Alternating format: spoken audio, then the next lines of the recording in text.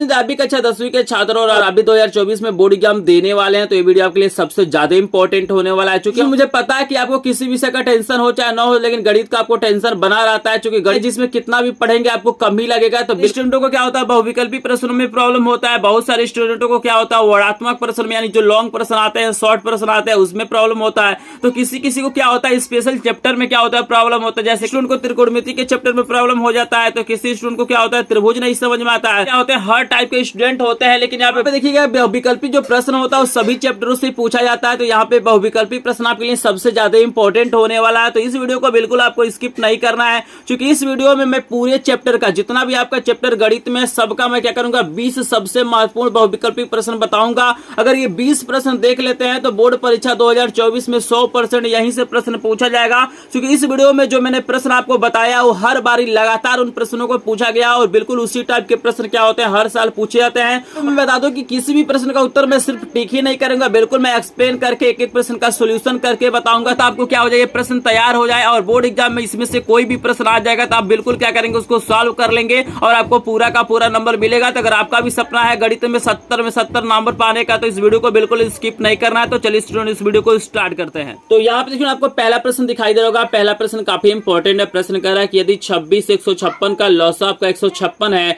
तो मौसा क्या करना आपको बताना है। तो जितने लोगों को प्रश्नों का उत्तर पता होगा कमेंट सेक्शन में कमेंट करते रहिएगा। चूंकि 20 प्रश्न है, अगर ये 20 प्रश्न आप देख लेते हैं और इसको तैयार कर लेते हैं तो क्योंकि में एक भी प्रश्न नहीं छूटेगा। तो जल्दी से सभी लोग बताइए भाई, अगर इसका लौसा 156 है तो मौसा कितना होगा, 156 होगा, 26 होगा, 13 होगा कि 6 होगा। जल्दी से सभी लोग कमेंट सेक्शन में बताइएगा। इसका सोल्यूशन भी आपको मैं बता देता हूं। चलिए यहां पे देखिएगा, आपको दो संख्या दिया गया है। पहली जो संख्या आपको दिया गया है 26 दिया गया है, दूसरी जो संख्या आपको दिया गया 156 दिया गया है। यहां पे आपको एलसीएम दिया गया है। एलसीएम का मतलब होता है लौसा आपको दिया गया 156 दिया गया है और यहाँ पे आपसे एचसीएफ पूछ रहा है। यहाँ पे क्या हो रहा है, एचसीएफ यानी मौसा आपसे पूछ रहा है। तो यहाँ पे एक रिलेशन होता है, एक संबंध होता है, आप सभी को पता होना चाहिए कि यहाँ पे होता है पहली संख्या गुणे दूसरी संख्या बराबर आपका होता है एलसीएम गुणे आपका होता है एचसीएफ। ये फार्मूला होता है कि पहली संख्या गुणे दूसरी संख्या बराबर होता है लौसा गुणे मौसा। तो यहाँ पे देखिएगा, पहली संख्या हमारे पास क्या है 26 है, दूसरी संख्या क्या है 156 है और यहाँ पे बराबर एलसीएम आपको 156 दिया गया है। गुणे यहाँ पे आपका क्या हो जाएगा, एचसीएफ यानी मौसा आपको निकालना है। ये गुणा है, इधर जाएगा तो क्या हो जाएगा, भाग हो जाएगा। तो यहाँ पे देखिए एचसीएफ यहाँ पे देखिएगा हम निकाल लेते हैं। यहाँ पे हो जाएगा 26 गुणे 156 और पूरे का बटा ये गुणे है तो इसके नीचे जाएगा तो भाग हो जाएगा, यानी 156 हो जाएगा। 156 से 156 कट जाएगा, यहाँ पे कितना हो जा रहा है 26 हो जा रहा है। तो यहाँ पे जो आपका एचसीएफ आ रहा है वो कितना आ रहा है, 26 आ रहा है। तो यहाँ पे देख सकते हैं कौन सा ऑप्शन आपका सही हो जाएगा। तो ये दूसरा वाला ऑप्शन बिल्कुल सही हो जाएगा। आई होप आपको समझ में आ रहा होगा। तो आपको ये रिलेशन याद रखना है कि पहली संख्या गुणे दूसरी संख्या बराबर होता है लौसा गुणे मौसा। यहाँ पे कुछ भी आपसे पूछा जा सकता है, तो इस संबंध से, इस रिलेशन से क्या कर सकते हैं आप चीजें निकाल सकते हैं। आई होप आपको पहला प्रश्न समझ में आ गया होगा। बिल्कुल एक एक प्रश्न मैं एक्सप्लेन करके सॉल्व करके बताऊंगा ताकि आपको कोई दिक्कत ना हो बोर्ड एग्जाम में। ये जो 20 प्रश्न मैंने लिया है बिल्कुल इंपॉर्टेंट है और ऐसा वीडियो आपको पूरे यूट्यूब पे कहीं भी देखने के लिए नहीं मिलेगा। पूरा वीडियो देख लीजिएगा, उसके बाद आप जाइएगा किसी और चैनल पे चेक करिएगा। इन प्रश्नों को कोई नहीं बताएगा, क्योंकि ये प्रश्न क्या है, लगातार पूछे जाते हैं और इस बारी भी क्या होगा, इसी टाइप के प्रश्न आपके सामने आने वाले हैं। तो यहाँ पे चलिए पहला वाला हो गया। चलिए हम दूसरा वाला सोल्यूशन आपको करा देते हैं। दूसरा वाला प्रश्न आप देख सकते हैं, बिल्कुल इंपॉर्टेंट है। कह रहा है कि बिंदुओं -1 -3 और 5 2 के बीच की दूरी है। बताना है कि भाई दो बिंदु हैं, इनकी बीच की दूरी कितना होगा। पहला आपको दिया गया कर्ण में 61, दूसरा आपको दिया गया कर्ण में 37, तीसरा आपको दिया गया कर्ण में 17 और चौथा आपको दिया गया 3। तो जिनको भी आंसर पता है कमेंट सेक्शन में बताएं। आपको हम इसको सॉल्व करके भी दिखाते हैं, सिर्फ टिक ही नहीं करेंगे, आपको सॉल्व करके दिखाएंगे। और ये जो भी प्रश्न है सभी चैप्टरों के प्रश्न आपको ले लिया गया है, इससे बाहर कोई भी प्रश्न नहीं आने वाला है। तो पहला बिंदु हमारा -1 और -3 है, दूसरा बिंदु हमारा 5 है और यहाँ पे 2 है। दो बिंदुओं के बीच की दूरी का फार्मूला आप सभी जानते हैं। फार्मूला क्या होता है, x2 - x1। ये फार्मूला होता है x2 - x1 का होल स्क्वायर प्लस आपका होता है y2 माइनस y1 का होता है होल स्क्वायर। सिंपली यहाँ पे वैल्यू को आपको पुट करना है। तो देखिए ये x1 की वैल्यू है, ये y1 की वैल्यू है, ये x2 की वैल्यू है, ये y2 की वैल्यू है। तो x2 की वैल्यू कितना है 5 है, और देखिएगा यहाँ पे माइनस है और x1 के आगे भी क्या है माइनस है, तो माइनस माइनस यहाँ पे +1 हो जाएगा। यहाँ पे स्क्वायर कर लेंगे, प्लस y2 की वैल्यू 2 है और यहाँ देखिए माइनस है और y1 में भी माइनस है, तो माइनस माइनस जब रखेंगे तो प्लस हो जाएगा, तो +3 का हो जाएगा यहाँ पे होल स्क्वायर। इसी को क्या करना है आपको सॉल्व करना है। तो देखिए इसको सिंपली हम लोग सॉल्व कर सकते हैं। d बराबर क्या हो जाएगा 5 1 6, तो 6 का स्क्वायर प्लस 3 2 आपका 5 का स्क्वायर। यहाँ पे आपको हो जाएगा d बराबर, यहाँ पे देख लीजिए आपको दिखाई दे रहा होगा, d बराबर 6 का स्क्वायर करेंगे तो 36 और 5 का स्क्वायर करेंगे तो 25 और दोनों को जोड़ेंगे तो कड़ी में 61 हो जाएगा। इसका वर्गमूल तो निकलेगा नहीं, तो यहाँ पे कड़ी में 61 मात्रक आपका क्या हो जाएगा करेक्ट ऑप्शन हो जाएगा। तो आप देख सकते हैं दूसरा जो प्रश्न आपको दिखाई दे रहा है इसका पहला वाला ऑप्शन बिल्कुल क्या हो जाएगा करेक्ट हो जाएगा। आई होप आपको समझ में आ रहा होगा। तो 3 नंबर का भी प्रश्न दिखाई दे रहा होगा। 3 नंबर का प्रश्न सबसे ज्यादा इंपॉर्टेंट है और इस प्रश्न को बोर्ड एग्जाम में आने से कोई नहीं रोक सकता है। याद रखिएगा, यहाँ पे कह रहा है एक समीकरण आपको दिया गया है, द्विघात समीकरण है, मूलों का योगफल बताना है। तो यहाँ पे देखिए मूलों का योगफल आपको बताना है, तो इसके लिए भी क्या होता है एक सिंपल फार्मूला होता है। आप सभी जानते हैं कि मूलों का योगफल यानी अल्फा प्लस बीटा बराबर फार्मूला आपका होता है, यहाँ पे होता है -b/a। तो सबसे पहले हमें समीकरण दिया गया है, तो समीकरण को हम लिख लेते हैं। समीकरण है 5x² - 3x + 2 = 0। जब यहाँ पे क्या करेंगे व्यापक द्विघात समीकरण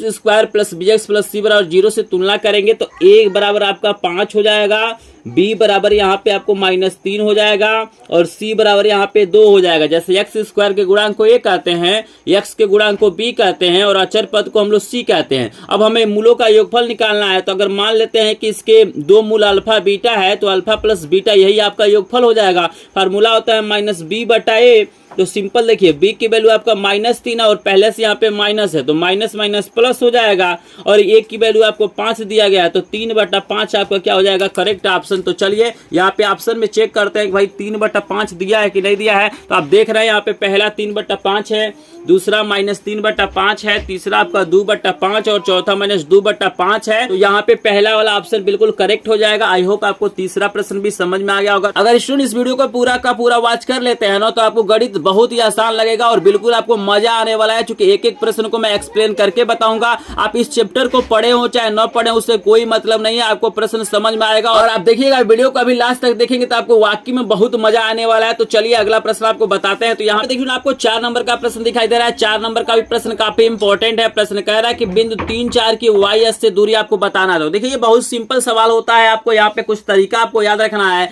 कि जब भी आपसे y से दूरी पूछता है तो y से दूरी का मतलब होता है भुज की वैल्यू। आप सभी जानते हैं कि निर्देशांक में 2 चीजें होता है, एक भुज होता है, एक क्या होता है आपका कोटि होता है। तो यहाँ पे जब आपसे y से दूरी पूछेगा तो आपको भुज को लिखना है और जब x अक्ष से दूरी पूछता है तो हमें कोटि को लिखना है। तो यहाँ पे देखिए y से दूरी पूछा है तो यहाँ पे भुज का मतलब हो गया 3 और कोटि का मतलब हो गया 4। तो यहाँ पे 3 आपका क्या हो जाएगा करेक्ट ऑप्शन हो जाएगा। दूसरा वाला बिल्कुल करेक्ट ऑप्शन हो जाएगा, इसमें कुछ बताने की जरूरत नहीं। आई होप आपको समझ में आ रहा होगा। अगर इस प्रश्न में आपको कंफ्यूजन होगा तो पूछ लीजिएगा कमेंट सेक्शन में। लेकिन सिंपल फंडा है कि y से दूरी का मतलब भुज होता है और x से दूरी का मतलब क्या होता है कोटि होता है। आई होप आपको समझ में आ रहा होगा। चलिए 4 नंबर के बाद से आपका 5 नंबर का प्रश्न बेहद ही इंपॉर्टेंट है। याद रखिएगा समांतर श्रेणी का प्रश्न आपको दिया गया, मोस्ट इंपॉर्टेंट प्रश्न है और आई होप आप सभी को पता भी होगा। यहाँ पे प्रश्न कह रहा है कि एक समांतर श्रेणी हमको दिया गया है। समांतर श्रेणी क्या है -5 है, -1 है, 3 है, 7 है। इसका क्या करना है सारवांतर आपको बताना है, कॉमन डिफरेंस बताना है। तो कॉमन डिफरेंस आपको बताना है कि 4 होगा कि 3 होगा कि 2 होगा कि 1 होगा। तो जल्दी से आप लोग कमेंट सेक्शन में बताइए, जिसको भी पता है कि भाई इसका कॉमन डिफरेंस क्या होगा कमेंट सेक्शन में जल्दी से बताइएगा। यहाँ पे आपको फार्मूला बता देते हैं, बहुत ही सिंपल यहाँ पे फार्मूला है, याद रखना है। d बराबर फार्मूला होता है a2 - a1। यहाँ पे होता है a2 - a1। a2 का मतलब होता है दूसरा पद और a1 का मतलब होता है पहला पद। तो देखिए दूसरा पद क्या है -1 है, तो यहाँ पे लिख लीजिए और यहाँ पे पहले से माइनस है तो माइनस लगाइए। a1 की वैल्यू क्या है -5 है, तो इसको -5 को लिख देते हैं।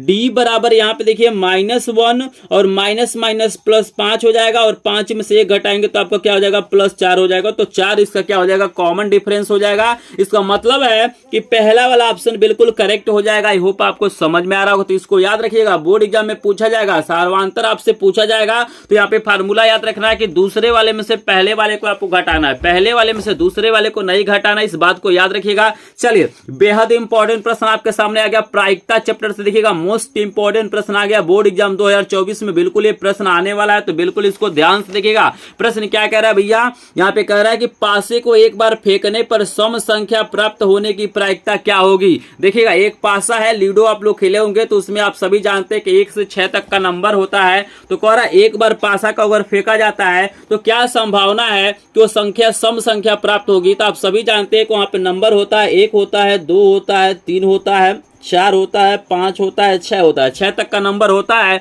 तो यहाँ पे ना आपका प्रायिकता का एक फार्मूला होता है, यहाँ पे याद देखिएगा, प्रायिकता का एक फार्मूला होता है कि आने की संभावना बटा कुल संभावना। तो कुल संभावना क्या है, कुल संभावना है कि भाई 6 नंबर कोई भी आ सकता है, तो कुल संभावना यहाँ पे 6 हो जाएगा। और आने की संभावना का मतलब होता है कि भाई सम संख्या आपको दिया गया, तो सम संख्या कैट हो रहा है। तो सम संख्या देखिए, 2 आपका सम संख्या है, 4 सम संख्या है और 6 सम संख्या है। तो कैट यहाँ पे सम संख्या हो रहा है, 3 हो रहा है ना, तो यहाँ पे हो जाएगा 3, यानी आने की संभावना क्या है, 3 है। भाई सम संख्या क्या हो सकता है, यही तीनों ना आ सकता है, और लेकिन टोटल क्या है, यहाँ पे कुल 6 आ सकता है, ठीक है ना। तो यहाँ पे 3/6 हो जाएगा, इसको काटिए तो 3 एकम 3, 3 दूना 6, यानी 1/2 आपका क्या हो जाएगा, करेक्ट ऑप्शन हो जाएगा। तो देखिए यहाँ पे पहला वाला ऑप्शन बिल्कुल क्या है, करेक्ट है, 1/2 आपका क्या हो जाएगा, करेक्ट ऑप्शन हो जाएगा। आई होप आपको समझ में आ रहा होगा। सबसे इंपॉर्टेंट, बेहद इंपॉर्टेंट प्रश्न है, याद रखिएगा, कभी सम के जगह पे विषम भी पूछ सकता है, याद रखिएगा। चलिए, यहाँ पे 7 नंबर का प्रश्न मोस्ट इंपॉर्टेंट आप देख रहे हैं वृत्त वाले चैप्टर से, वृत्त वाले चैप्टर से देखिएगा, मोस्ट इंपॉर्टेंट प्रश्न आपका आ गया है, देख लीजिए, ध्यान से देखिएगा इस प्रश्न को,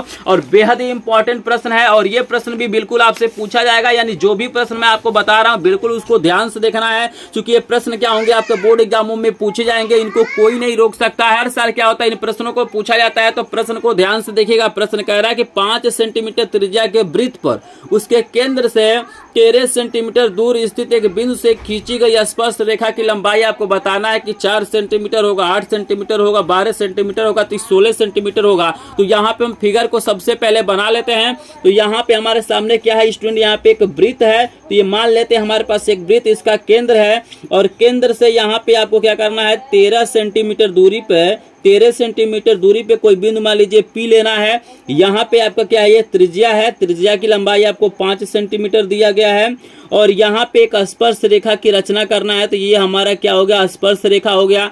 यहाँ पे O लिख लेते हैं, यहाँ पे T लिख लेते हैं, देख रहे हैं ना। यहाँ पे एक बार दिखा भी देता हूँ, यहाँ पे देखिएगा त्रिज्या 5 सेंटीमीटर है, और केंद्र से जो बिंदु हमने लिया है उसकी दूरी 13 सेंटीमीटर है।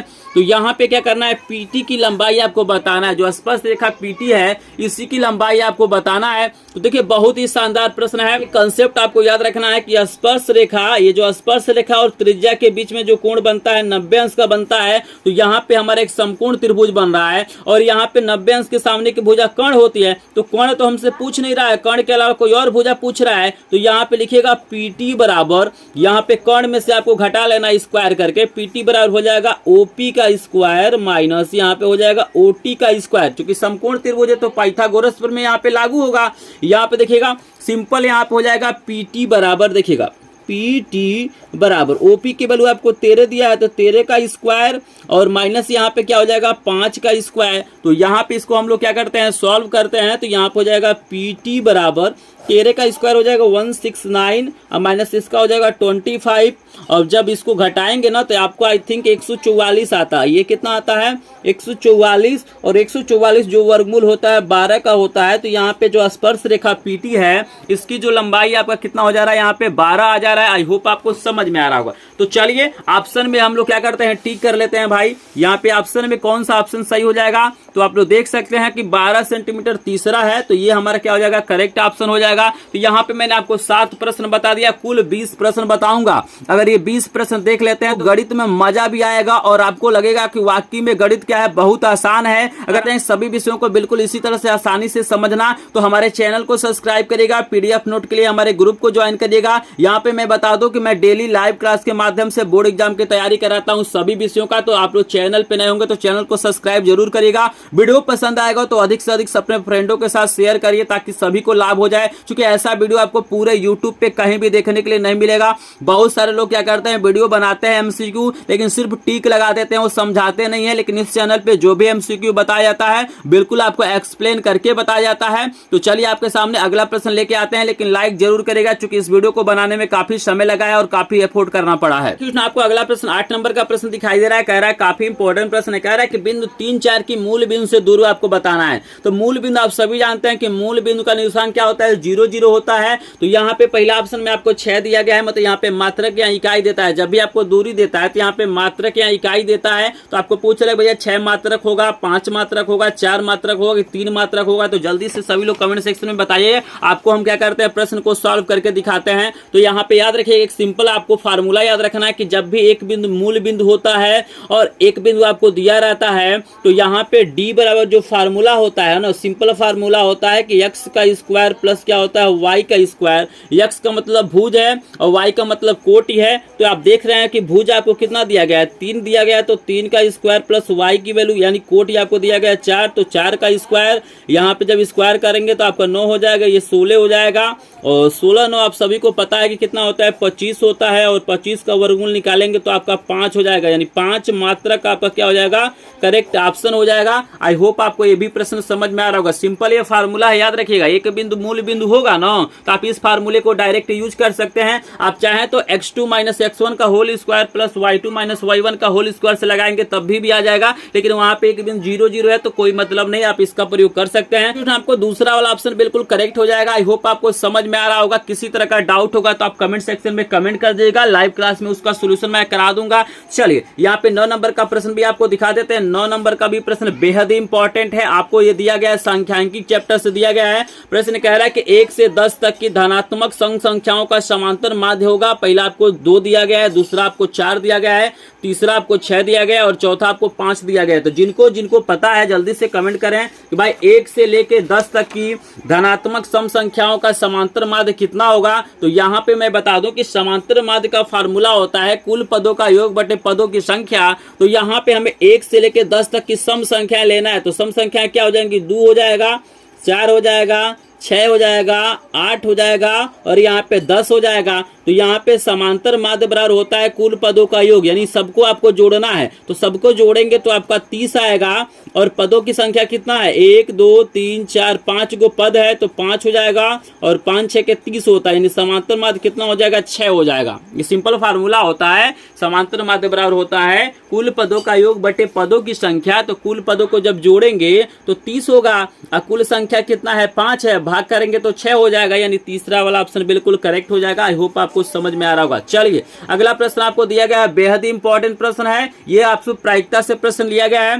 कह रहा है कि अच्छी प्रकार फेंटी गई 52 पत्तों की एक गड्डी में से एक इक्का आने की प्रायिकता आपको बताना है। कि भाई हमारे पास क्या है, 52 क्या है, ताश के पत्ते हैं, उससे क्या किया गया, अच्छी तरह से फेंट दिया गया है और उसमें से क्या किया जा रहा है, एक पत्ता निकाला जा रहा है। तो आपको बताना है कि वो पत्ता इक्का होगा, इसकी क्या प्रायिकता है। तो देखिएगा सिंपल फार्मूला होता है भैया, प्रायिकता बराबर फार्मूला क्या होता है, आने की संभावना बटा कुल संभावना। तो कुल संभावना जो आपका है, यहाँ पे हम लिख लेते हैं प्रायिकता, चाहे लिख सकते हैं इक्का आने की प्रायिकता बराबर होता है आने की संभावना बटा कुल। तो कुल संभावना तो 52 हो जाएगा, क्योंकि 52 पत्ती में से आपको निकालना है और यहाँ पे इक्का कैट होता है। तो आप सभी जानते हैं कि जो इक्का होता है 4 होता है। यहाँ पे एक हुकुम का इक्का होता है, एक पान का होता है, एक चीड़ी का होता है, एक ईंट का होता है। तो चारों में से कोई आ सकता है ना, क्योंकि हमें इक्का आने की प्रायिकता पूछ रहा है। तो 52 में से 4 पत्ती हमारा इक्का आ सकता है। तो यहाँ पे 52 बटा क्या हो जाएगा, 4 हो जाएगा। और इसको काटेंगे तो 13 चौको 52 होता है, यानी 1 बटा 13 आ जाएगा। तो यहाँ पे 1/13 आपका करेक्ट ऑप्शन हो जाएगा। तो देखिएगा पहला तो 1/52 है,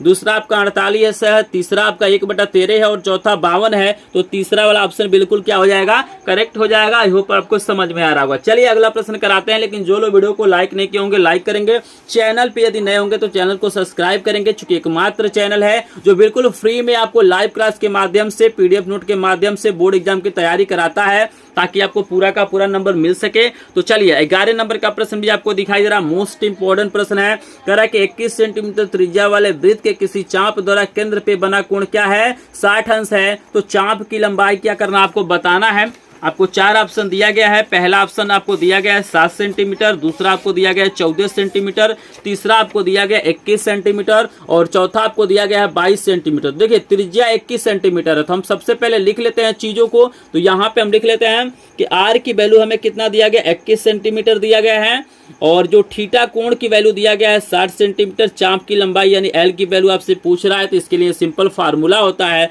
यहाँ पे एल बराबर फार्मूला होता है 2 पाई आर थीटा बटा 360। याद रखिएगा, चाप की लंबाई का ये फार्मूला होता है एल बराबर 2 पाई आर थीटा बटा 360 हो जाएगा। यहाँ पे वैल्यू को पुट करिए तो 2 गुणे पाई की वैल्यू होता है 22/7 और आर की वैल्यू दिया गया 21 गुणे थीटा की वैल्यू 60 है और बटा यहाँ पे 360 हो जाएगा। यहाँ पे काटिए तो यहाँ पे देखिए 6 × 36 यानी यहाँ पे 6 हो जाएगा और इसको काटिए 7 तरीके कितना हो जाएगा 21 हो जाएगा और 3 से काट दीजिए 6 को, 3 दूना 6 और 2 से काट दीजिए 2 को, यानी आपका कितना बच रहा है 22 बच रहा है। देख रहे हैं ना, सब कट जा रहा है, सिर्फ 22 बच रहा है। तो 22 सेंटीमीटर आपका क्या हो जाएगा, करेक्ट ऑप्शन हो जाएगा। तो यहाँ पे देख सकते हैं ऑप्शन में आपको 7, 14, 21, 22 है, यानी चौथा वाला ऑप्शन बिल्कुल करेक्ट हो जाएगा। तो एक बार देख लीजिए, मैं दिखा भी देता हूँ, कहीं कंफ्यूजन आपको होगा तो बताइएगा। वैसे मैं कोशिश कर रहा हूँ बिल्कुल आसान भाषा में, बिल्कुल आसान तरीके से बताने के लिए। बस वीडियो को लास्ट तक देखिए, एक एक प्रश्न आपको समझ में आएगा, क्योंकि ये जो भी प्रश्न लिए गए हैं सभी चैप्टरों के प्रश्न और मोस्ट इंपॉर्टेंट प्रश्न। अगर आप वीडियो को पूरा ध्यान से देखेंगे ना तो आपको खुद लगने लगेगा कि वाकई में जो प्रश्न मैं करा रहा हूँ बिल्कुल इंपॉर्टेंट है। और मेरा चैलेंज है कि ऐसे प्रश्न कोई आपको नहीं बताएगा, पूरे यूट्यूब पे आप देख लीजिएगा, ये जो मैं प्रश्न बता रहा हूँ ये प्रश्न बिल्कुल कोई नहीं बताएगा। हो सकता है इन प्रश्नों को कोई टच भी कर ले तो हो सकता है कि इस तरीके से आपको नहीं समझा पाएगा जिस तरीके से मैं आपको समझाने की कोशिश कर रहा हूँ। चलिए 12 नंबर का प्रश्न आपको दिया गया, बेहद ही इंपॉर्टेंट प्रश्न ये भी है। 12 नंबर का प्रश्न क्या दिया गया देख सकते हैं, कह रहा है कि किसी पूर्णांक यम के लिए प्रत्येक धनात्मक समपूर्णांक का रूप होगा। आपको बताना है कि धनात्मक समपूर्णांक का रूप क्या होगा। पहला आपको यम दिया गया है, दूसरा आपको m+1 दिया गया है, आपको तीसरा 2m दिया गया और चौथा आपको 2m+1 दिया गया। तो यहाँ पे देखिएगा, यहाँ पे सम संख्या मतलब आना चाहिए। तो यहाँ पे जैसे मान लीजिए m की वैल्यू आपको रखना है 1 रखिए, 2 रखिए, 3 रखिए, 4 रखिए, लाइन से रखिए, जिसमें क्या हो जाएगा सम संख्या प्राप्त होता जाएगा लाइन से, क्रमागत सम संख्या प्राप्त होगा, वही आपका आंसर होगा। तो अगर हम 2m की बात करें तो 2m में अगर हम 2 गुणे 1 रखें तो 2 प्राप्त होगा, 2 गुणे आप 2 रखेंगे तो आपको 4 प्राप्त होगा, 2 गुणे 3 रखेंगे तो आपको क्या हो जाएगा 6 प्राप्त होगा। ऐसे रखते जाएंगे तो यहाँ पे आपको संख्याएं मिलता जाएगा। तो आप लोग देख सकते हैं 2, 4, 6 आपका क्या है, क्रमागत क्या है, यहाँ पे आपका धनात्मक सम पूर्णांक है। बाकी में आप रखिए तो आपको नहीं प्राप्त होगा, क्योंकि यहाँ पे 1 रखेंगे तो हमारा सम संख्या नहीं प्राप्त होगा। यहाँ पे रखेंगे 2 को रखेंगे तो 2 1 3 हो जाएगा, यहाँ पे भी हमारा क्या हो रहा है नहीं प्राप्त होगा। यहाँ पे रखेंगे तो आपको विषम संख्या प्राप्त होगा। तो आप याद रखिएगा, धनात्मक सम पूर्णांक का जो रूप होता है 2m होता है, ठीक है ना, m के जगह पे आपको p दे सकता है, a दे सकता है, और विषम वाला क्या होता है 2m+1 होता है। तो इसको याद रखिएगा, काफी इंपॉर्टेंट है। सम में आपको 2m, अब विषम पूछेगा 1 हो जाएगा, इसको आपको याद रखना। यहाँ पे जब संख्या रखेंगे तो ऑटोमेटिक आपको पता चलेगा। आई होप आपको 12 नंबर का भी प्रश्न समझ में आ गया होगा। चलिए 13 नंबर का प्रश्न मोस्ट इंपॉर्टेंट है, लगातार इस प्रश्न को पूछा जाता है। बिहार में है कि इस टाइप का भी प्रश्न आपसे पूछा ही जाएगा। हो सकता है यहाँ पे समीकरण बदल जाए लेकिन तरीका यही रहेगा। पूछ रहा है भैया, यदि द्विघात समीकरण 3x² - 6x + k बराबर 0 के मूल समान है तो k का मान आपको बताना है कितना होगा, 3 होगा, 6 होगा, 9 होगा या 12 होगा। तो देखिए इसके लिए एक सिंपल कंसेप्ट होता है, एक फार्मूला होता है, आपको याद रखना है कि जब मूल बराबर होता है ना तो जो विविधकर होता है उसकी वैल्यू 0 होती है। यानी यहाँ पे समीकरण को लिखिए 3x² - 6x + k = 0 है ना, तो यहाँ पे लिखना है कि चूंकि मूल समान है, चाहे मूल बराबर है, मूल समान है या बराबर भी लिख सकते हैं, तो मूल्य जब समान होते हैं तो जो विविधकर होता है b² - 4ac की वैल्यू क्या होता है 0 के बराबर होता है, ठीक है ना। ये सिंपल फार्मूला होता है। अब b के वैल्यू आपको कितना दिया है -6 दिया गया है। जैसे x के गुणांक को b कहते हैं, x² के गुणांक को a कहते हैं, और जो अचर पद रहता है उसको c कहा जाता है। तो यहाँ पे -6 का होल स्क्वायर गुणे 4, a के वैल्यू आपको 3 दिया है, c के वैल्यू आपको k दिया गया है बराबर 0।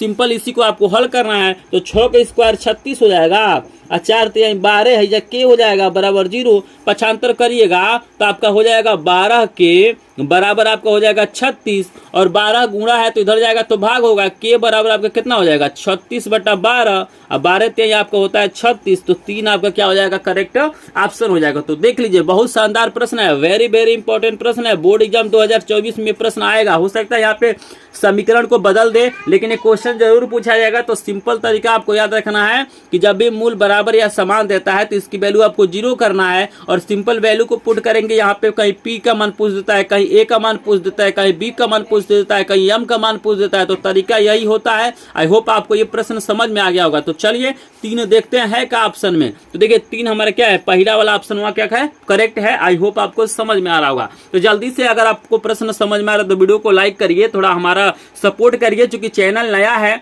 ठीक है ना। तो नए चैनल को थोड़ा आपको सपोर्ट की जरूरत होता है। आप हमारे लाइव क्लास में डेली आइए ताकि आपको बोर्ड एग्जाम में पूरा 95% से ऊपर नंबर आ सके। क्योंकि पहली बार मैं बोर्ड एग्जाम की तैयारी नहीं कर रहा हूँ, लगातार 3 सालों से मैं बोर्ड एग्जाम की तैयारी करा रहा हूँ और मेरे चैनल से पढ़ के स्टूडेंटों का क्या हो रहा है 95% से ऊपर नंबर आ रहा है। तो अगर आपका भी सपना है 95% से ऊपर नंबर पाना तो चैनल को सब्सक्राइब और सभी विषयों के इंपॉर्टेंट प्रश्नों के PDF नोट के लिए हमारे ग्रुप को ज्वाइन करिए। अगर आपको कोई दिक्कत हो रहा है तो स्क्रीन पे नंबर दिखाई दे रहा है, इस पे व्हाट्सएप आप लोग कर सकते हैं। तो चलिए आपके सामने आ गया 14 नंबर का प्रश्न। 14 नंबर का प्रश्न आपको दिया गया, कह रहा है कि संख्याओं, आपको कुछ संख्याएं दी गई हैं, आपको बताना इसका बहुलक आपको बताना है। आपको पहला ऑप्शन दिया गया 29, दूसरा आपको दिया गया 24, तीसरा आपको दिया गया 21 और चौथा आपको दिया गया 12। यहाँ पे बहुलक का मतलब होता है कि जिस संख्या की बारंबारता सबसे अधिक होती है, यानी जो संख्या सबसे अधिक बार होता है वही बहुलक होता है। तो अगर आप यहाँ पे ध्यान से देखेंगे ना तो यहाँ पे आपको 29 यानी 29 सबसे ज्यादा बार है। तो यहाँ पे ए वाला ऑप्शन बिल्कुल करेक्ट हो जाएगा, 29 आपका करेक्ट ऑप्शन हो जाएगा।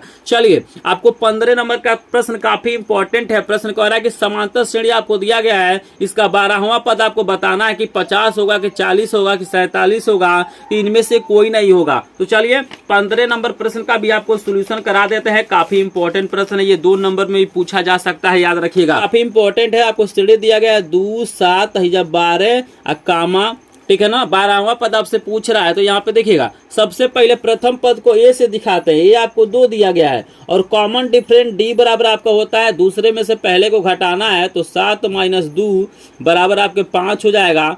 n की वैल्यू 12 हो जाएगा, चूंकि कुल पद कितने हैं 12 पद है, हमें पद बताना है। आपसे पूछ रहा है A12 पूछ रहा है। तो चलिए A12 क्वेश्चन मार्क कर लेते हैं। फार्मूला होता है n वां पद का फार्मूला होता है an बराबर a प्लस n - 1 इंटू आपका क्या होता है d होता है A12, ठीक है ना। यहाँ पे 12वां पद ज्ञात करना है।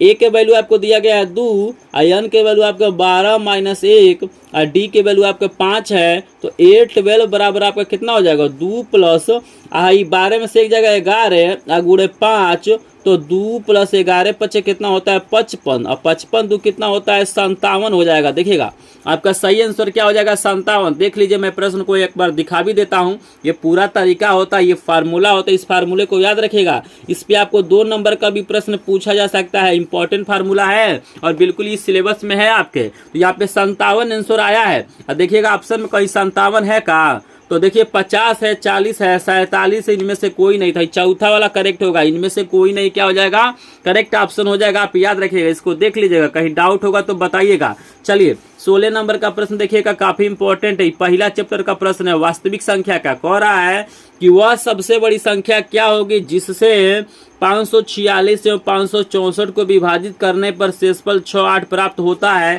तो यहाँ पे आपको ऑप्शन दिया गया 56, 108, 216 या 200। तो चलिए इसको भी हम सॉल्व करा देते हैं। यहाँ पे आपको शेषफल दिया गया है, तो शेषफल दिया गया है ना, तो सबसे पहले शेषफल को घटाना पड़ेगा तभी ना आपको पूरी तरह से विभाजित होगा। तो यहाँ पे 546 में से आपको 6 को घटाना है तो आपको हो जाएगा 540 और आपको 764 में से आपको 8 को घटाना है तो यहाँ पे आपका हो जाएगा 700। जब 8 को घटाएंगे तो 700 यहाँ पे कितना हो जाएगा 56। और सबसे बड़ी संख्या पूछ रहा है तो सबसे बड़ी संख्या में आपको HCF निकालना है, यानी वह संख्या क्या हो जाएगी इन दोनों का HCF कितना 540 और 756 का जब आप लोग क्या करेंगे HCF निकालेंगे तो वही क्या हो जाएगा इसका आंसर हो जाएगा। तो यहाँ पे आप लोग गुणनखंड कर लीजिएगा, इसको निकाल लीजिएगा। इसका जो आंसर आपका आएगा 108 आएगा। इसको HCF चूंकि आप सभी जानते हैं निकालना, मौसो निकालना जानते हैं, तो इसलिए मैं इसको बता नहीं रहा हूँ। मौसो सभी लोग जानते हैं कि नहीं जानते हैं, कमेंट सेक्शन में एक बार बताइए कि बताना पड़ेगा, कुछ नहीं करना, इसका गुणनखंड करिए, इसका गुणनखंड करिए, दोनों में जो कॉमन होगा वही HCF हो जाएगा। अगर आपको कंफ्यूजन है तो चलिए हम बता भी देते हैं, नहीं तो कहेंगे कि सर इसको बताए नहीं है, तो जल्दी से बताइए कमेंट सेक्शन में, इसको बताना पड़ेगा क्या? HCF निकाल लेंगे ना, तो बिल्कुल निकाल सकते हैं। यहाँ पे मैंने आपको तरीका बता दिया, इसका आंसर 108 आएगा, तो बी वाला यानी दूसरा वाला ऑप्शन बिल्कुल करेक्ट हो जाए। इसको करिएगा, कहीं दिक्कत होगा तो पूछेगा। 17 नंबर का भी प्रश्न काफी इंपॉर्टेंट है, कह रहा है कि इसमें से बताना है कि कौन सा युग्म क्या है, स्वभाज्य संख्याओं का युग्म है। स्वभाज्य संख्या का मतलब होता है कि जिसका जो HCF होता है 1 होता है, यानी कॉमन सिर्फ क्या होता है 1 होता है। तो यहाँ पे देखिए 17 35 है, 24 36 है, 16 48 है और 18 27 है। तो बताइए कौन सा ऐसा संख्या है जो क्या होगा, स्वभाज्य संख्या होगा? जल्दी से सभी लोग बताइए। तो देखिएगा यहाँ पे करेक्ट ऑप्शन आपका क्या हो जाएगा, पहला वाला। 17 35 क्या होता है, नहीं तो अपने आप से कटेगा, नहीं तो 1 से कटेगा, तो इन दोनों में जो आपको कॉमन आएगा सिर्फ 1 आएगा, बाकी में क्या होगा, कोई और संख्या भी कॉमन आ सकता है। तो करेक्ट ऑप्शन आपका 17 नंबर हो जाएगा। 18 नंबर देखिएगा, बहुत इंपॉर्टेंट प्रश्न है, बेहद इंपॉर्टेंट प्रश्न है और काफी लोग कंफ्यूज हो जाएंगे। कह रहा है कि दी गई संख्याओं में प्रथम भाज्य संख्या आपको बताना है, प्रथम समभाज्य संख्या, ध्यान दीजिएगा, प्रथम समभाज्य संख्या बताना है कि क्या होगा, 2 होगा, 4 होगा, 6 होगा कि 8 होगा। इसमें हमको लग रहा है कि 99% लोग क्या होंगे, इस प्रश्न को नहीं जानते होंगे, लेकिन ये प्रश्न काफी इंपॉर्टेंट है, ठीक है ना। तो इसका उत्तर आप लोग मुझे कमेंट सेक्शन में बताइएगा। प्रश्न नंबर 18 का उत्तर आपको क्या करना है, कमेंट सेक्शन में बताना है। प्रश्न तो बहुत आसान है, लेकिन यहाँ पे क्या होंगे ना, काफी लोग कंफ्यूज हो जाएंगे। काफी लोग को लगेगा कि 2 आंसर है और काफी लोग को लगेगा कि 4 आंसर है, क्योंकि आपको ध्यान से देखना है कि प्रथम समभाज्य संख्या पूछा हुआ है। ध्यान से देखिएगा, प्रथम समभाज्य संख्या, एक होता है प्रथम अभाज्य संख्या। तो भाज्य और अभाज्य में अंतर है, समझ रहे हैं ना। तो जिनको भाज्य संख्या और अभाज्य संख्या पता होगा वो उसका आंसर बता सकते हैं। तो 18 नंबर का प्रश्न का उत्तर आप लोग जल्दी से जाइए कमेंट सेक्शन में कमेंट कीजिए, देखते हैं कितने लोगों को पता है। अगर आपको मैथ आता होगा, गणित आता होगा, तो आप लोग कमेंट सेक्शन में जरूर बताइएगा। चलिए, इंपॉर्टेंट प्रश्न है बोर्ड एग्जाम के लिए। 19 नंबर का प्रश्न देखिएगा, इसका आपको विविधकर बताना है। आपको एक समीकरण दिया गया, इसका विविधकर बताना है, कितना होगा, 0 होगा, 32 होगा, 64 होगा कि 100 होगा। तो समीकरण क्या है, x² माइनस 8x प्लस 8 बराबर 0। तो a के जो वैल्यू आपका है 1 है, जहां पे कुछ नहीं होता वहां पे 1 होता है। b के वैल्यू आपके -8 है और c के वैल्यू 8 है। तो फार्मूला लगा दीजिए, विविधकर का फार्मूला क्या होता है, यहाँ पे लिखिएगा d बराबर b² माइनस 4ac, यही फार्मूला होता है। तो d बराबर b के जगह पे हो जाएगा -8 का स्क्वायर और -4 गुणे a की वैल्यू 1 है और c की वैल्यू 8 है। 8 टाइम 64, 8 चौको आपका हो जाएगा यहाँ पे 32, देख रहे हैं ना। यहाँ पे क्या हो जाएगा, 8 चौको 32, तो यहाँ पे कितना हो जाएगा, इसको घटा लीजिए, तो 32 गुना 64 होता है, तो 32 आपका क्या हो जाएगा, करेक्ट ऑप्शन हो जाएगा। तो चलिए देखते हैं 32 है कि नहीं, लेकिन एक बार देख लीजिए, प्रश्न में कहीं डाउट होगा तो बताइएगा। तो 32 देखिएगा, दूसरा नंबर आपका सही हो जाएगा, 32 है ना। चलिए एक और प्रश्न दिया गया 20 नंबर का प्रश्न भी देखिएगा, बहुत इंपॉर्टेंट है, वेरी वेरी इंपॉर्टेंट प्रश्न आपके सामने है।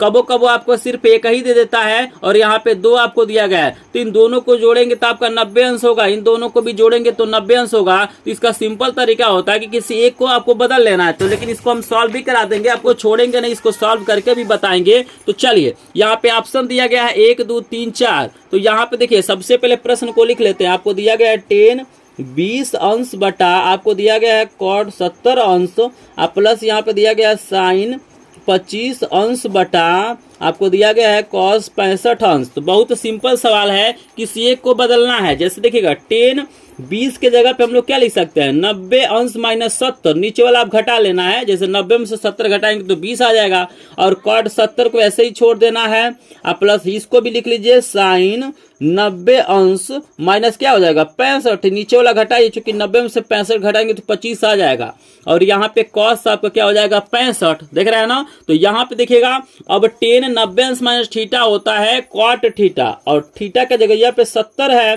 और नीचे भी हमारा क्या है 70 है।